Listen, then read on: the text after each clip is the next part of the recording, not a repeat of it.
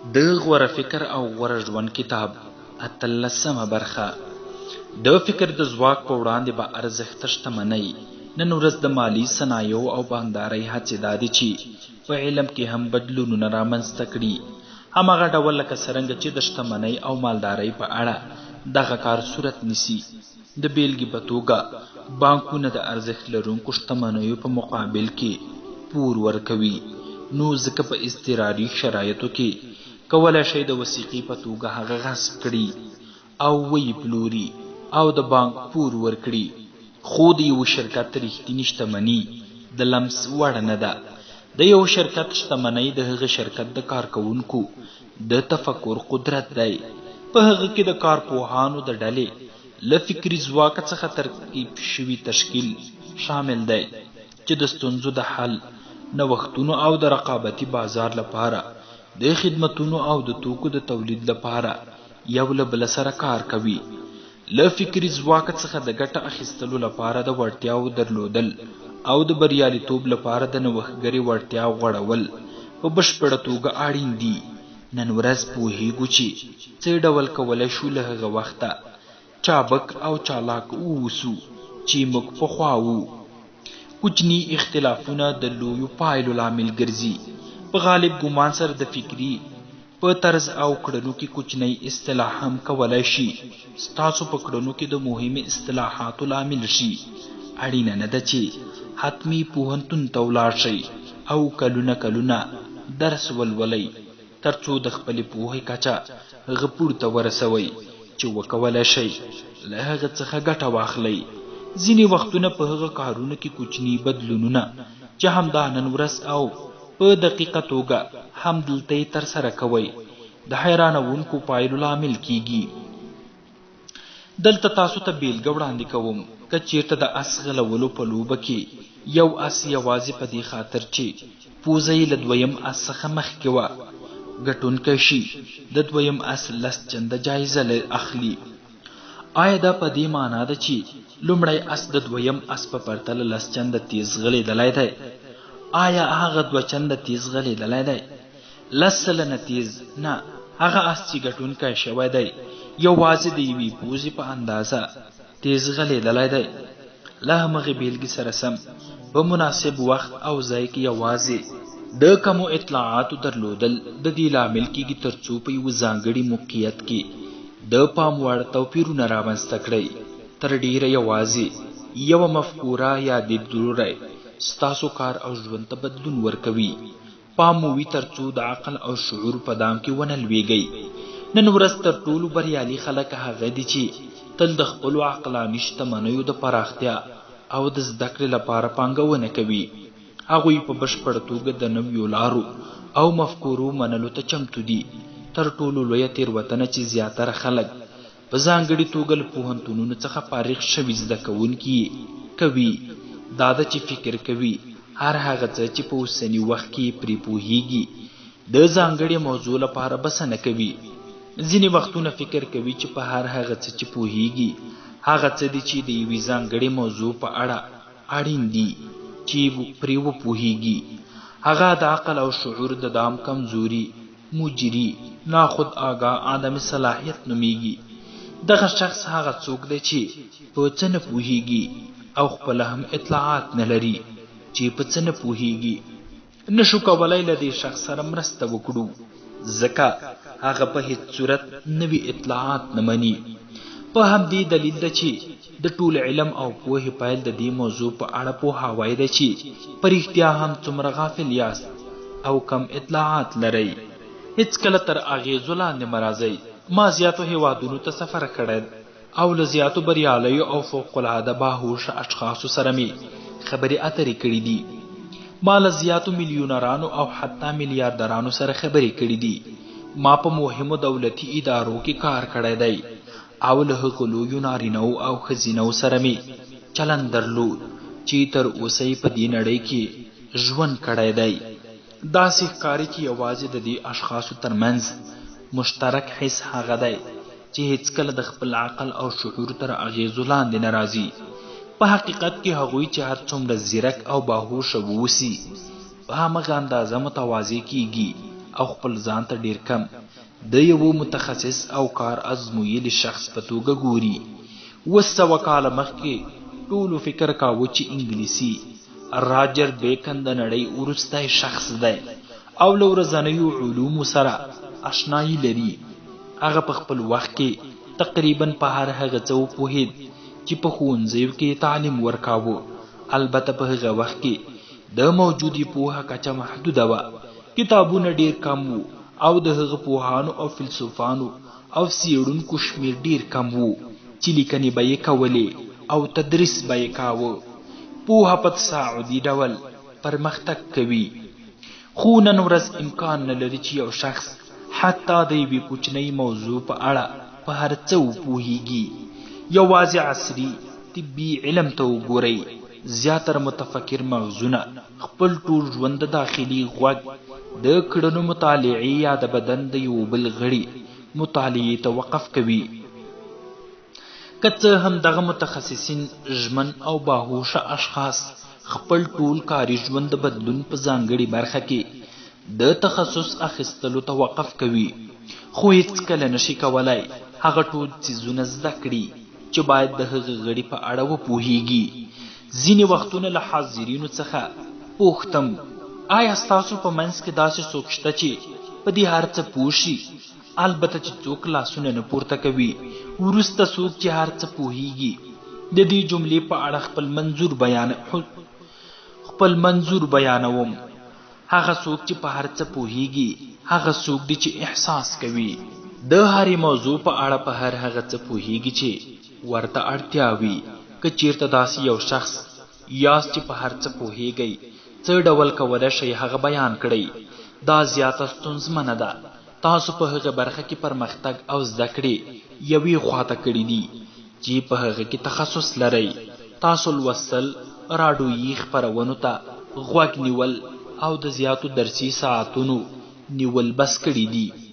همدغه حقیقت چې نور په خپله تخصصي برخه کې د علم د زده کړې په لټه کې نه یاست، دا معنا لري چې په ناآګاهانه او تصادفي ډول د عقل او شعور په دام کې لویدلي یاست.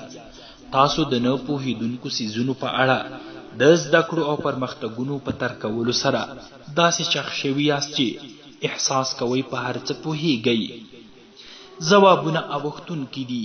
یوه ورځ البرټ اینشټاین وروسته له هغه چې په پرینسټون پوهنتون کې د فزیک د څانګې د وروستي کال له محصلینو څخه ازموینه واخیسته او خپلې کوټې ته راوګرځېد. د نوموړي یو دستیار له مشهوره پروفیسور څخه وپوښتل، ډاکټر اینشټاین، آیا دا همغه ازموینه وه چې تیر کال مو هم د فزیک له همدې ټولګي څخه اخیستې وه؟ ډاکټر اینشټاین خپل سر وخوځاوه او ویل، هو، دا همغه د تیر کال ازموینه وه.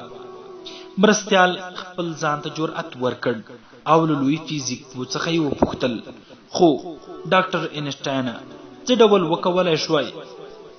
دې وکولی شوای له یو ټولګي څخه په پرله پسې 2 کلونو کې همغه ازموینه واخلي؟ په همدغه ترتیب نن ورځ تاسو ځوابونه هم له مخکې څخه په زیات سرعت سره بدلون کوي. همغه ډول چې په خپل ځای کې آرام او چوپ ناست یاست. په هغو پوښتنو پورې اړوند ځوابونه چې ستاسو په کاري برخه کې وجود لري د بدلون په حال کې دي. هغه څه چې تیر کال سم وو ښایي نن ورځ سم ونه اوسي، او هغه څه چې نن ورځ سم دي ښایي بل کال ته سم ونه اوسي. هغه یوازینۍ لاره دا ده تر څو وکولی شئ ډاډه شئ چې په خپله تخصصي برخه کې په لوړ پوړ کې پاتې کیږئ، چې د نویو پوهو او مفکورو په اړه پوهاوی ولرئ او هغه له خپلې پوهې سره پرتله کړئ. د نوښتونو علتونه ډاکټر پیټر ډراکر نوښت او سوداګرۍ تر سرلیک لاندې کتاب کې لیکلي دي. تر ټولو لوی کاري پرمختګونه د غیر منتظره بریالیتوب یا ماتې پایله ده.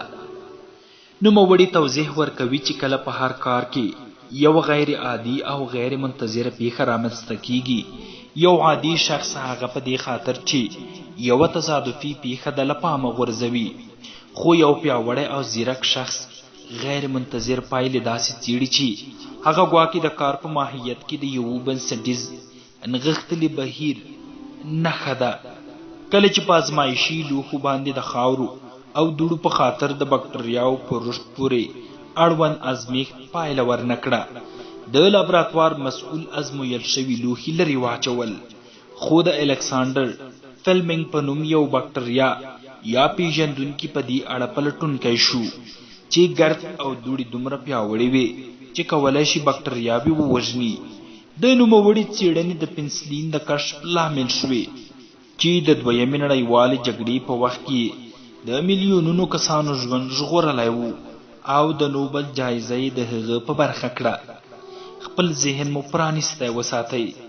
په 1985 کال کې آی بی ام خپلو سلاکارانو ته دنده وسپارله تر څو د کورنیو او شخصي کمپیوټرونو د بازار د پوتنشیل په اړه مطالعه وکړي. دوی هغه پایلو ته راوګرځېدل چې دوی کړې وي او وی ویل چې د شخصي کمپیوټرونو بازار هغه وخت چې ښه پلور ولري یوازې د ټولې نړۍ 2% دی. د دې اطلاعاتو پر بنسټ آی بی ام پریکړه وکړه چې خپلې هڅې په یو سوپر کمپیوټر راټولې کړي چې په نړۍ کې مخکښ واوسي او د عادي کمپیوټرونو بازار له پامه وغورځوي او هغه نویو رامنځته شویو شرکتونو لکه کاپرتینو او کالیفورنیا او اپل ته وسپاري. کله چې ایپل کمپیوټرونو بازار ته په لاس کې واخیستل او سلګونه او وروسته یې زرګونه کمپیوټر وپلورل، آی بی ام ډیر ژر په دې فکر کې شو چې خپل دریځ ته بدلون ورکړي او پریکړه یې وکړه چې د ټیټو کمپیوټرونو کار او بار بیا ځلې پیل کړي او دا کار یې هم وکړ چې آی بی ام یو داسې پی سی تولید دی چې د 4 کلو په لړ کې د ټیټو کمپیوټرونو 50% بازار په لاس کې واخیست. د لیوالتیاو پالونکي واوسئ. خو آی بی ام دې ته پام نه و چې د ټیټو کمپیوټرونو په لور عمده لیوالتیا صورت نیولی. آی بی ام چې د پی سی لومړنی بریالیتوب یې له پامه غورځولی و، د سوپر کمپیوټرونو پراختیا او لارې ته یې دوام ورکړی و. په داسې حال کې چې د آی بی ام پاملرنه سوپر کمپیوټرونو ته اوښتې وه، ټیټ کمپیوټرونه په ډیرې چټکۍ سره بازار ته وارد شول او بالاخره آی بی ام د نړۍ له لومړني مقامه څخه ګوښه شو. د آی بی ام دې ته پام نه و چې د هغه بریالیتوب د ټیټو کمپیوټرونو د 50% بازار په لاس کې نیولو سره د هغه کمپیوټرونو پر لور د بې پایه لیوالتیا نښه وه چې کولی شوای ټولې نړۍ ته بدلون ورکړي. نن ورځ آی بی ام هڅه کوي تر څو خپلې پخوانۍ تېروتنې جبران کړي او د ډیل کمپیوټر پکار کامپیک توشیبا او دې ته ورته نور شرکتونو سره رقابت وکړي. آی بی ام خپلې لیوالتیاوې له لاسه ورکړي. ډیره لرې خبره ده چې بیا ځلې وکولی شي د ټیټو کمپیوټرونو په بازار کې خپل ځای بیا ځلې پیدا کړي. راتلونکي ته فکر وکړئ. خپلې سترګې پرانیستې وساتئ. نن ورځ تاسو شاوخوا ته زیات بدلونونه صورت نیسي. له دې بدلونونو څخه هر یو ښایي د هغه بهیر بیانونکی واوسي چې کولی شي ستاسو د نیکمرغۍ او بریالیتوب لامل شي. تاسو باید د بدلونونو په اړه پوه او ځیرک واوسئ. هیڅ شی د اوږدې مودې لپاره په خپل حال نه پاتې کیږي. په راتلونکي کې د خپلو خدمتونو او محصولاتو د تولید لپاره د فکري ځواک او پوهې د کارولو لپاره تر ټولو غوره فرصتونه رامنځته کیږي. یوازې هغه څه چې د بخت او د تالو پر لور د حرکت لپاره هغه ته اړتیا لرئ هغه مفکوره ده چې 10 سلنه نوي واوسئ. یوازې هغه څه چې اړین دي د محصول یا خدماتو نوښت دی چې د رقیبانو له محصولاتو څخه غوره، چټک یا ارزانه واوسي تر څو وکولی شئ په چټکۍ سره د لومړۍ کرښې پر لور حرکت وکړئ. که چیرته هغه لوی فرصتونه چې نن ورځ په متحده ایالاتو او ټوله نړۍ کې رامنځته شوي دي د هغه اشخاصو په واسطه رامنځته کیږي چې له صفر څخه یې پیل کړی، هغوی به یوه ورځ یوه مهمه مفکوره وړاندې کړي چې صنعت ته به یې بدلون ورکړي. تاسو څه مفکوره لرئ؟ هغه 2 عمده عوامل چې ستاسو خنډ ګرځي، هغه عمده عوامل چې ستاسو پر لاره قرار لري او د دې لامل کېږي تر څو ونشئ کولی له خپل طبعي هوش څخه زیاته ګټه پورته کړئ. سایکو اسکلروسیس او هیموستاسیس نومیږي.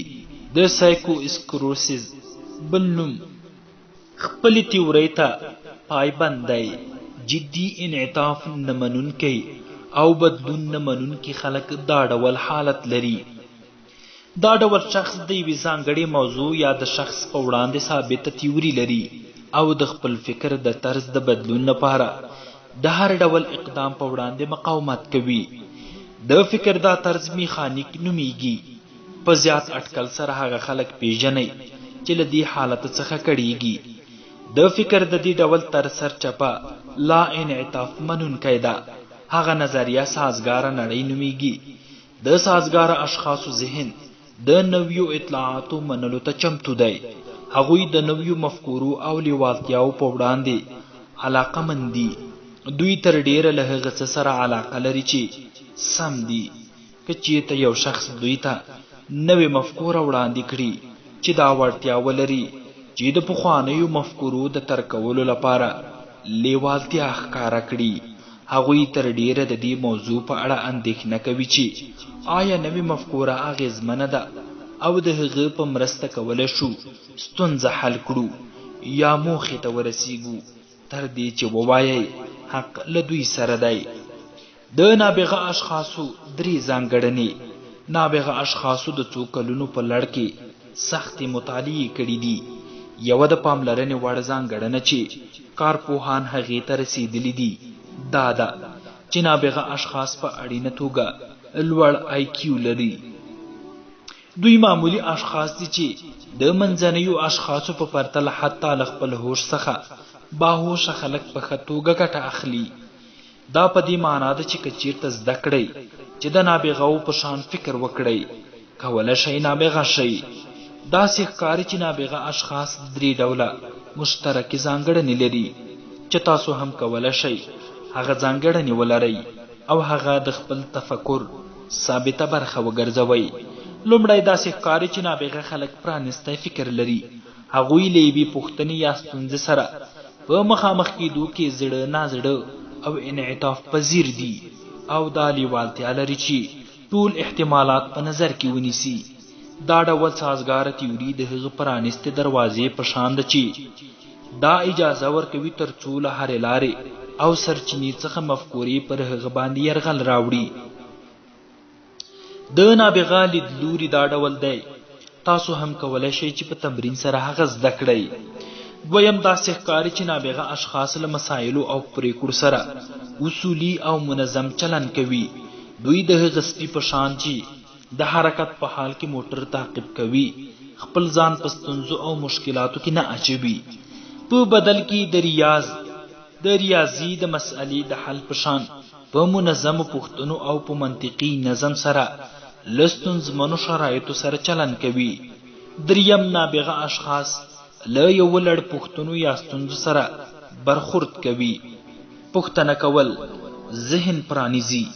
نابغه اشخاص لومړی پوښتنه کوي ستونزه په رښتیا څه شی ده او لومړی دا ولې یوه ستونزه ده. وروسته پوښتنه کوي د دې ستونزې ایډیالي حل لاره څه شی ده او کوم عامل د دې لامل کیږي تر څو ونشو کولی د دې ستونزې لپاره حل لاره پیدا کړو.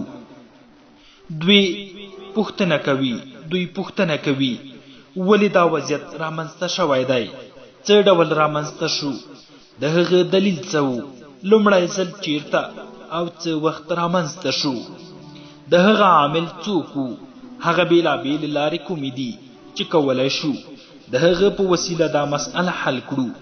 د دې بېلابېلو حل لارو له نظره د ټولو اړخونو په نظر کې نیولو سره کومه یوه د منلو وړ په نظر راځي. پوښتنه کول ذهن پرانیزي او ستاسو د ټاکنې حق ته پراختیا ورکوي. هغه ستاسو خلاقیت لوړوي او د تخیل قوه متحرک کوي. پوښتنه کول د دې لامل کیږي تر څو په عملي توګه د ستونزو او مسایلو په اړه فکر وکړئ او غوره پریکړه وکړئ. ژر پایلې ته رسیدل. هغه خلک چې میخانیکي تیوري لري ډیر ژر پایلې ته رسیږي. کله چې له ستونزې سره مخامخ کیږي له ځنډ پرته د هغه د حل لارې په اړه پریکړه کوي. کله چې دوی پیښې یو له بل سره رامنځته کیږي، فکر کوي چې د دویمې پیښې علت لومړی پیښه وه، وروسته له دې چې د یوې مسئلې په اړه یې پریکړه وکړه. د هغه سندونو په لټه کې کیږي تر څو کومه پریکړه یې چې کړې ده هغه تصدیق کړي. په بیړه یې غرور په دې مسئله کې ښکیل کیږي او د خپل فن د افکارو د بدلون لیوالتیا نه لري. داسې ښکاري چې د هغه یو شمېر مفکورو او نظریو ترمنځ چې د ستونزې د حل لپاره یې ټاکي او تر ټولو غوره مفکورې ته اټکل ورکول چې رامنځته شوې ستونزه تر ټولو غوره بڼه حل کړي اړینه اړیکه وجود لري. په همدې دلیل باید هڅه ونه کړئ چې ژر پایلې ته ورسیږئ او یا د هر څه په اړه ژر قضاوت وکړئ. باید د یو نابغه په شان په کراره مخکې ولاړ شئ او تل د رامنځته شوې ستونزې په اړه پوښتنې وکړئ. باید خپل ذهن مو پرانیستی وساتئ. خلاقیت ستاسو لومړنی حق دی. رښتیا دا دی چې تاسو ژوندی موجود یاست چې کولی شئ مفکورې هم ولرئ. خلاقیت ستاسو لومړنی حق دی. تاسو په بشپړ توګه باهوشه شخص یاست چې تلخي مفکورې ستاسو ذهن ته راځي او کولی شئ له هغه څخه خپلو موخو ته د رسیدلو او د خپل ژوند د اصلاح لپاره ګټه واخلئ. په حقیقت کې حتی که چیرته مو د اوږدې مودې لپاره له خپل خلاقیت څخه ګټه نه وي اخیستي، البته زیاتره خلک دا ډول کوي. کولی شئ د هغه بورې په شان چې د چایو د ګیلاس په بیخ کې پرته وي د هغه روشونو په وسیله د خپل ذهن په تحریک سره چې راتلونکي څپرکي کې به پرې بحث وکړو هغه یو له بل سره ګډه کړئ. د احتمالاتو د قانون په نامه یو قانون وجود لري چې نوښتګر تفکر او د خپل ذهن ځواکونو ته د ضربې ورکولو په اړه کاریږي.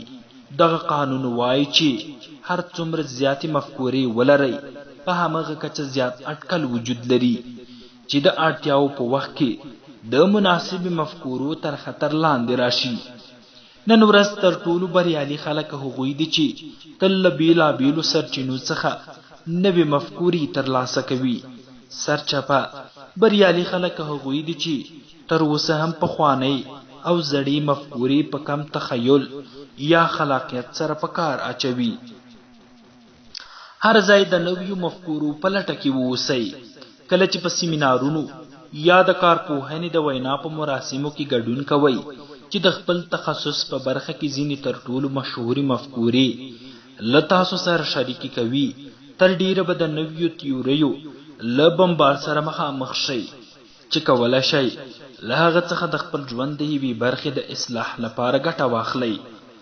د ډیری کسانو ژوند د یو شخص د وینا په مراسمو کې د ګډون په خاطر په هغه اطلاعاتو سره بدلون کړی چې دوی ته یې داسې لیدلوري ورکړي دي چې د دوی د راتلونکي ګیلې وه. داسې فرض کړئ چې څه به پیښ شوي وو. که چیرته مو په منظم ډول په بېلابېلو درسي څانګو، سیمینارونو او په بېلابېلو ویناو کې ګډون کړی وي، په دې صورت کې به مو تل خپل ذهن په هغه نویو مفکورو سره بمبار کړی وي چې هغه به یې پوه او هوښیار ساته او د دې لامل کېده چې ستاسو خلاق ذهن د چینی په شان وخوټېږي. نوښتګر اشخاص نه یوازې په خپلو تخصصي برخو کې بلکې په نورو برخو کې هم په دایمي ډول مطالعه کوي. دوی تل غیر داستاني کتابونه لولي او په بېلابېلو مجلو او ورځپاڼو کې ګډون کوي.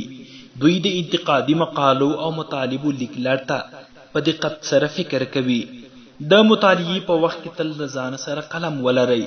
حتی له دې څخه غوره دا زده کړئ چې څه ډول په چټکۍ سره مطالعه وکړئ، په داسې ډول چې وکولی شئ هغه متنونه چې له زرو کلمو څخه